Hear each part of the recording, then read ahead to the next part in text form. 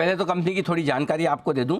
दिवगी torque transfer systems, इसकी शुरुआत 1964 में हुई थी। System level transfer case, torque coupler, DCT solutions developers और प्रोवाइडर्स ये सब कुछ बनाती है, जिसके बारे में मुझे कुछ भी आइडिया नहीं है। देश में ऑटोमोटिव ओईएम्स को ट्रांसफ़र केस सिस्टम सप्लाई करने वाली ये सबसे दिग्गज कंपनी है और देश में पैसेंजर व्हीकल मैन्युफैक्चरर्स की सबसे बड़ी ट्रांसफ़र केस सप्लायर है ये कंपनी, और इलेक्ट्रिक व्हीकल्स के लिए भी अब ट्रांसमिशन सिस्टम डेवलप सप्लाई करने का काम करती है। पहले इशू की जानकारी दे दूँ, कल खुलेगा, 3 मार्च को बंद होगा, ठीक है, बुधवार से शुक्रवार। 560 से 590 रुपये का है प्राइस बैंड और 25 शेयरों के लॉट में आप लगा सकते हैं एप्लीकेशन। मिनिमम एप्लीकेशन 14,750 रुपये की होगी 25 शेयरों के लिए। ऑफर फॉर सेल 232 करोड़ का है। फ्रेश इशू 180 करोड़ का, दोनों मिलाएंगे तो 412 करोड़ रुपए का इशू हो जाता है अपर प्राइस बैंड पे। और मार्केट कैप इशू के बाद इसका होता है 3058 करोड़ का, राउंड फिगर में 3000 करोड़ मान लीजिए, सॉरी मार्केट कैप 1800 करोड़ का हो जाता है और 3000 करोड़ शेयर, 1804 करोड़ का मार्केट कैप ये हो जाता है आपके लिए। अब बढ़ते आगे, मुलाकात करवाई जाए आपकी कंपनी के टॉप मैनेजमेंट से। एमडी कंपनी के जितेंद्र दिवगी साहब हैं जो हमारे साथ कार्यक्रम में शामिल हो रहे हैं। सर ने बिट्स पिलानी से मैकेनिकल इंजीनियरिंग में बैचलर्स की डिग्री ली है 1985 में, वाह क्या बात है। मैसाचुसेट्स यूनिवर्सिटी यूएसए, जो कि हमारी शेरी साहब की पसंदीदा है, वहाँ से 1986 में आपने मैन्युफैक्चरिंग में मास्टर ऑफ साइंस की डिग्री ली है। 1994 में आप दिवगी मेटलवेयर से जुड़े हैं। डिजिटल इक्विपमेंट कॉरपोरेशन, यहाँ पर भी आपने अपना कामकाज किया है। तो जितेंद्र दिवगी साहब, बहुत बहुत स्वागत है सर, धन्यवाद हमें समय देने के लिए। सर सबसे पहले तो ये बताएं सर, ये इतना टंग ट्विस्टर नाम क्यों रखा आपने, बड़ा मुश्किल है हमारे लिए। पहले धन्यवाद इस अवसर के लिए अनिल जी। जी सर। बहुत खुशी हो रही है कि आपने ये अपॉर्चुनिटी दी है। Thank you sir. हमारी कंपनी, उसके बिजनेस मॉडल के बारे में कुछ चंद मैं आपको इंफॉर्मेशन दूं। जी। कमिंग टू योर क्वेश्चन, क्यों ऐसा नाम दिया है, हमारे इंडस्ट्री में ग्लोबली इसकी पहचान होती है, तो ऑटोमोटिव इंडस्ट्री में, और हमारा जो मार्केट दृष्टिकोण है वो ग्लोबल है, इसलिए हमने ये नाम रखने का सोच लिया। Okay perfect. तो चलिए, ग्लोबल अपने मूड माहौल और जो इंडस्ट्री के नॉर्म से उस हिसाब से आपने नाम रखा है। सर हम भी याद कर लेंगे, पर पहली बार पढ़ा है तो थोड़ा सा मुश्किल है, 2-3 बार में हम एकदम परफेक्ट कर लेंगे। अच्छा सर बताएं, ये आपकी कंपनी का एक्चुअल बिजनेस क्या है, किस तरह के प्रोडक्ट्स बनाते हैं, वो किसके काम आते हैं, क्या करते हैं कंपनी, जरा समझाएं सर। जरूर जरूर। तो to put it in simple terms Anil ji, हमारे प्रोडक्ट्स जो हैं actually various types of gear boxes हैं, और जो ट्रांसफर केस का शब्द प्रयोग किया आपने, उसका मतलब है एक particular type of gear box जो गाड़ी के मेन गियर बॉक्स पे असेंबल होता है और 4 पहियों और 4 व्हील्स को पावर डिस्ट्रीब्यूट करता है। तो इसका फंक्शन ये है। तो इसकी जो टेक्नोलॉजी है, हमने हमारा एक 20 साल तक जॉइंट वेंचर रहा एक रिनाउंड अमेरिकन कंपनी से, तो वहां से पाया था, मगर इसका पूर्ण तरह हमने आत्मसात किया है और इसके आगे हमने उसको विकसित भी किया है। तो आज हम इंडिपेंडेंट हैं और यहाँ है आईपीओ के लिए। सो बेसिकली अगर सर मैं ये ठीक समझता हूँ कि जो भी गियर बॉक्सेस बनते हैं उनमें आपका प्रोडक्ट हर गाड़ी में ट्रांसफर केस ये लगाना ही पड़ेगा, कंपलसरी है, सही है? नहीं, 4 व्हील ड्राइव वहां जाएगा जहां आप 4 व्हील ड्राइव या all wheel drive feature offer करना चाहते हैं। तो खासकर ये एसयूवी टाइप के गाड़ी में इसका इस्तेमाल होता है, और जो बेसिकली रियर एक्सेल या पीछे का जो एक्सेल होता है, वहां जब प्राइमरी पावर जाता है तो ट्रांसफर केस का इस्तेमाल होता है, और जब फ्रंट व्हील में प्राइमरी पावर जाता है तो वहां हम टॉर्क कपलर का इस्तेमाल करते हैं।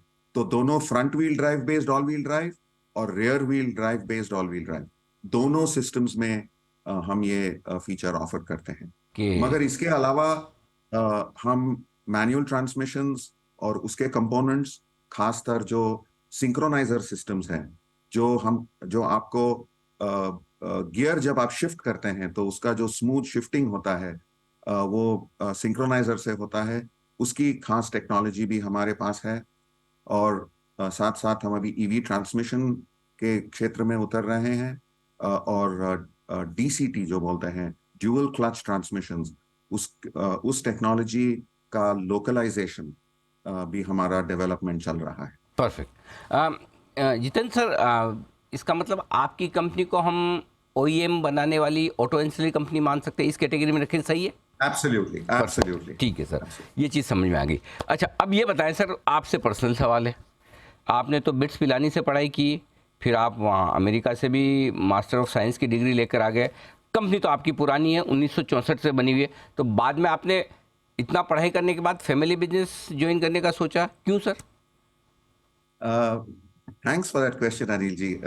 ज्यादातर ये प्रश्न कोई पूछता नहीं है मुझे, तो धन्यवाद। Thank you. मैं university of Massachusetts Amherst manufacturing engineering systems पढ़ने के लिए गया था। और पहले से मेरा ये एक कहिए एक जज्बा था कि आके हमारे फैमिली बिजनेस को आगे विकसित करें। तो ये सोच समझ के ही मैं वहाँ गया था। 2 साल वहां पढ़ने के बाद ऐसा लगा कि और एक 3-4 साल काम करे, थोड़ा और अनुभव ले अमेरिका से। ये लेट 1980s की बात है, लेट 80s अर्ली 90s। तो 4 साल वहां काम करके थोड़ा अनुभव भी मिला, जिससे मुझे हमारे फैमिली बिजनेस को पूर्ण तरह इसका फायदा भी हुआ। नेक्स्ट जनरेशन बिजनेस में आती है तो एक नई सोच और नई टेक्नोलॉजी और इनोवेशंस के साथ आती है। अब सर बताएं, थोड़ा इशू की बात की जाए। आपका 180 करोड़ का फ्रेश इशू है। एक तो आपको ये बताना है कि इस पैसे का आप इस्तेमाल कैसे करने वाले, और दूसरा जो 232 करोड़ का आप ऑफर फॉर सेल है, इनमें कौन है शेयर होल्डर्स जो बेचे? क्योंकि कुछ नाम जो मैं देख रहा हूँ उनके सरनेम दिवगी है।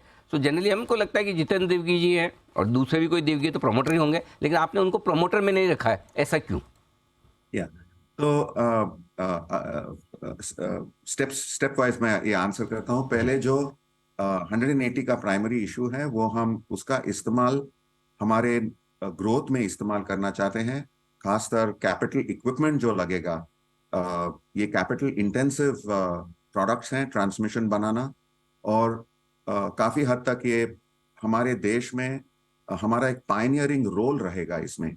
तो हमको वर्ल्ड क्लास इक्विपमेंट मोबिलाइज करना है। Japan, Germany, Switzerland, France, Italy, यहाँ से कैपिटल इक्विपमेंट आता है। साउथ कोरिया भी एक देश है जहाँ से हम इक्विपमेंट लाते हैं। तो हमारा जो रणनीति है, दृष्टि है, ये ग्लोबल है। हमारे जो ओईएम हम साथ काम उनके साथ जो काम करते हैं, हमारा विजन है कि उनको वर्ल्ड क्लास टेक्नोलॉजी और वर्ल्ड क्लास एग्जीक्यूशन देना है। तो प्राइमरीली ये उस कैपिटल इक्विपमेंट, ताकि हमारा जो प्रोडक्ट डेवलपमेंट जारी है उसको मार्केट में उतार सके सक्सेसफुली, राइट फर्स्ट टाइम। इस विजन से हम ये कर रहे हैं। जहां तक आपका दूसरा सवाल है, हमारे बिजनेस में आप जैसे आपने इसका उल्लेख किया, 60 साल से ये 58 ईयर से ये चल रही है कंपनी।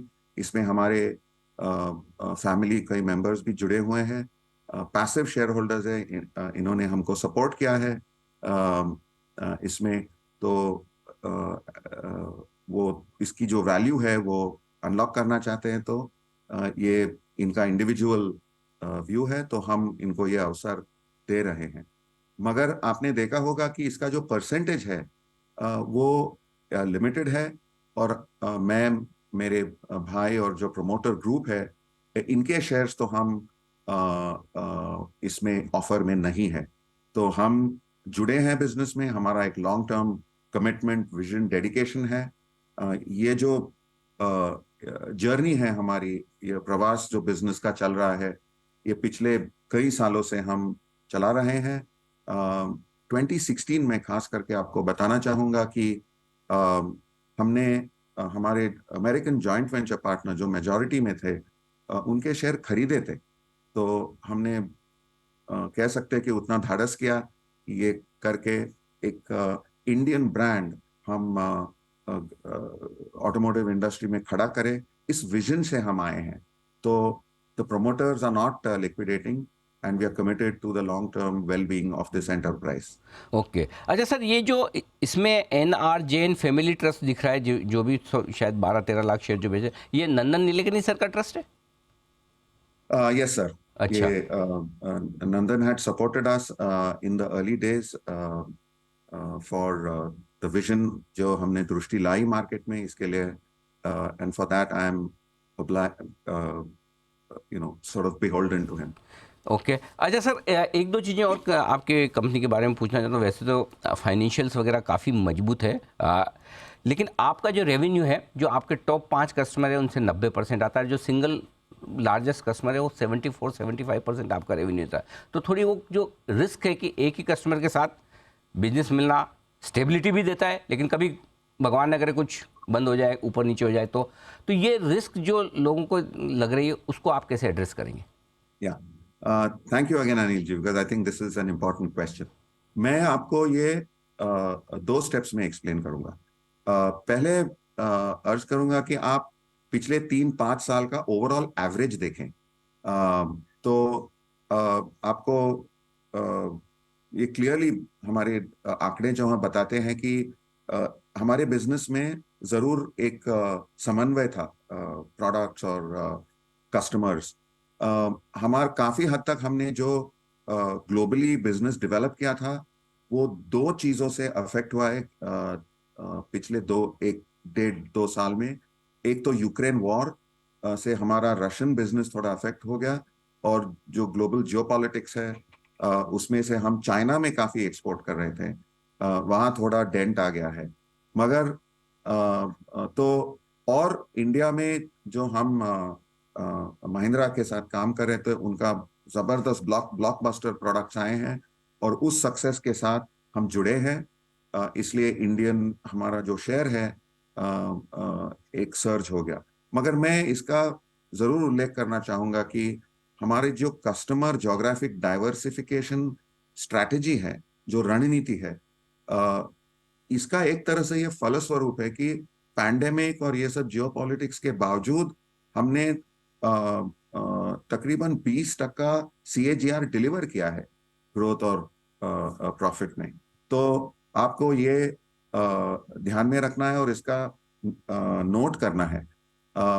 और जहां तक हमारा ओवरऑल स्ट्रैटेजी है बिजनेस में, उसमें मैं 3 चीजों का उल्लेख करना चाहूंगा। एक तो हमारा technology led innovation business model है, इसलिए आप देखेंगे कि हमारे जो प्रोप्राइटरी नॉलेज है उस पे आधारित है हमारे सिस्टम्स लेवल प्रोडक्ट्स, और प्रोडक्ट और एप्लीकेशन डाइवर्सिटी और कस्टमर और ज्योग्राफिक डाइवर्सिटी, ये हमारी एक खासियत रही है। और ये जो हम रेस कर रहे हैं फाइनेंस, ये इसको बढ़ोतरी देने के लिए, इसको विकसित करने के लिए इस्तेमाल करने वाले हैं। तो मैं समझता हूं कि आने वाले समय में इसके जो फल है होपफुली देख सकेंगे सब। डेफिनेटली। अच्छा सर, एक और सवाल जो आपके फाइनेंशियल्स को देख के मैं पूछना चाहता हूँ। 2020 से लेकर सितंबर 2022 के फाइनेंशियल हमारे पास में हैं। पिछले 2-3 साल में ग्रोथ बहुत मजबूत नज़र आ रही, रेवेन्यू के लिहाज से भी, मुनाफे के लिहाज से भी। आपके मार्जिन्स, ऑपरेटिंग मार्जिन 27-28% इस इंडस्ट्री में अच्छे माने जाएंगे। नेट प्रॉफिट मार्जिन भी 20% के आसपास बढ़िया है, फर्स्ट क्लास। एक सवाल जो मेरे मन में आ रहा है कि मार्च 2022 की आपकी 233 करोड़ की रेवेन्यू है टोटल। 1964 से आपकी कंपनी, तो लगभग 55 साल पुरानी है। तो सर 55-57 साल में 233 करोड़ तक ही पहुंचे आप रेवेन्यू में। इसकी क्या वजह है? क्या ग्रोथ फेज अब आया है या कोई खास वजह? आप देखते हैं कि अगर इतना लंबा पीरियड देखेंगे तो ऐसा लगता है कि ग्रोथ जिस फील्ड में है, जिस टेक्नोलॉजी की आप बात करें, उतनी हुई नहीं। Thank you again Anil ji, I think this is an important point. हमारा जो इतिहास है वो 3 फेजेस में बट सकता है। 64 to 95 वो लाइसेंस राज का अधिकतर काल था, हमने काफी वहां इंडिजनाइजेशन किया था। और 95 में जब मैं US से वापस आया था, तो ये जॉइंट वेंचर किया था हमने बोर्गवार्नर के साथ, ताकि हम कंपोनेंट से सिस्टम्स फील्ड में जा सकें। और 95 से 2016 तक हमने ये जॉइंट वेंचर सक्सेसफुली चलाई। काफ़ी हमने हिस्टोरिक अचीवमेंट्स किए, प्रोडक्ट, मार्केट और ओवरऑल फाइनेंशियल परफॉर्मेंस भी। मगर हमारा फोकस बोर्गवार्नर के साथ 4 व्हील ड्राइव प्रोडक्ट्स में था। और जहाँ इंडिया एक ट्रॉपिकल कंट्री है, south latitude, unlike other automotive markets, तो यहाँ उसका लिमिटेड ग्रोथ था। हमने जो सेटलमेंट किया बोर्गवार्नर के साथ, उनके शेयर्स खरीद के इंडिपेंडेंट जाने का जो निर्णय लिया, वो इसीलिए था कि 20 साल के बाद हमको ग्रोथ नहीं मिला। हमारा मानना था कि हमारे जो कैपेबिलिटीज थे वो लेके हमको ग्लोबल जाना था, और एडजेसेंट सेगमेंट्स जो जिसे कहते हैं प्रोडक्ट्स में, वहां हमको डाइवर्सिफाई करना था। सिर्फ 4 व्हील ड्राइव प्रोडक्ट्स में फोकस करके हम आगे नहीं बढ़ सकते, ये हमारा मानना था। तो थोड़ी हमारी फिलॉसफी में डाइवर्जेंस था बोर्गवार्नर के साथ, इसलिए हमने वो जेवी डिसकंटिन्यू हमने की और निकल पड़े हम इंडिपेंडेंटली।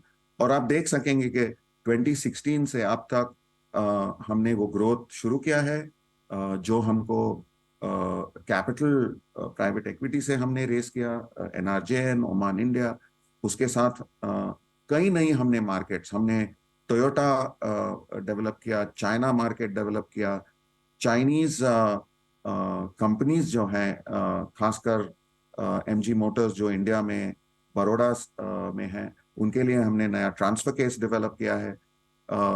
रशिया में हमने नए प्रोडक्ट्स, नए सेगमेंट्स ओपन किए। और खासकर अभी हम इंडिया में जो इन्वेस्टमेंट कर रहे हैं और आगे भी होगा, मैं समझता हूं कि आने वाले समय में हमारा जो प्लांट है पुणे में, वो देश का सबसे बड़ा ईवी ट्रांसमिशन प्लांट होगा। तो ये अगर आप देखें तो आप समझ जाएंगे कि क्यों हमको ग्रोथ नहीं आया। हम प्राइवेट लिमिटेड थे, हम जूनियर पार्टनर थे एक जेवी में, और यहाँ ग्रोथ नहीं मिला, इसलिए अब ये रणनीति हम लेके आगे चल रहे हैं। ठीक बात है। बहुत बहुत धन्यवाद जितेंद्र द्विवेदी साहब, हमारे साथ आज जुड़ने के लिए, कंपनी की योजनाओं पर, आईपीओ पर सारी जानकारी हमारे दर्शकों को देने के लिए। कल से आपका आईपीओ खुलने जा रहा है, बहुत बहुत शुभकामनाएं। उम्मीद करते हैं कि आपकी धन्यवाद Anil ji. Thank you so much sir.